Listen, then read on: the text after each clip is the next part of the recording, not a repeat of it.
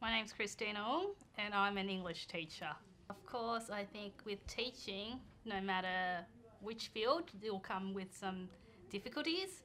So with international students, of course, there's going to come with difficulties. So firstly, maybe depending on where they come from, if there is a different cohort of different international students, how they interact with each other, how they communicate, whether or not they understand accents. So maybe they would understand me and they will find it difficulties understanding others in the classroom. So that makes it hard to group them. So grouping them, you want them to be able to be exposed to different accents. So whether or not you should put a person from China with a person from Saudi Arabia, it's fine when they're at a higher level, they're able to understand each other, but with a lower level, that can be a little bit hard sometimes.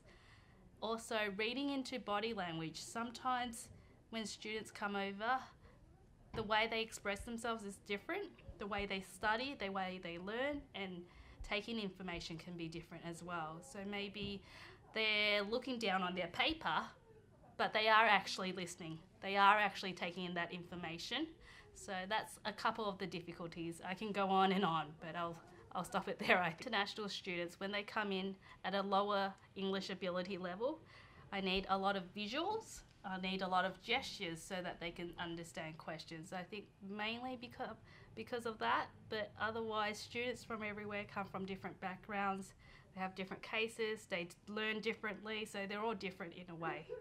Way of having students study is to keep a journal of what they actually did that day.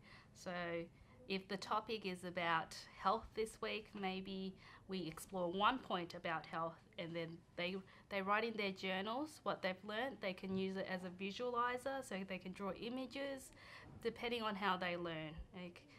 And another way, instead of using RJs, they can use videos like what these people are doing. They're using media. So if they enjoy visuals, record what they've done, okay?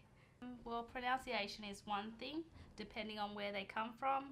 So some students from countries can't pronounce the TH sound, so that's one of them.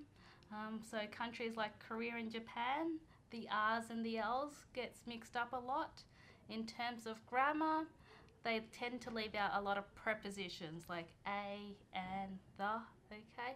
Still understandable, but not quite right. Okay, as a teacher, I'll probably say work hard, okay, but also find the balance. Make friends. I think friends are probably the most important. I think if you feel so lonely in another country, it makes it difficult to enjoy your studies and enjoy life there. You won't find your purpose, okay? So if you have friends, meet the right kind of friends as well. That's probably the other thing.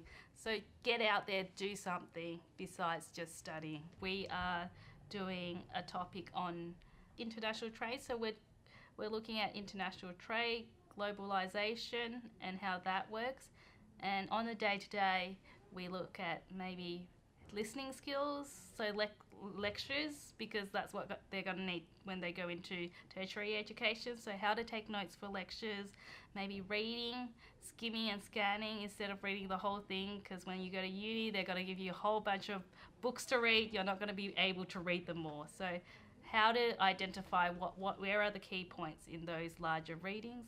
In terms of speaking, expressing your opinions is probably a big one, and then backing it up with evidence. And what was the other skill? Writing essays, depending on what kind of essays they need. Reference essays, how to reference things properly when they go to tertiary education.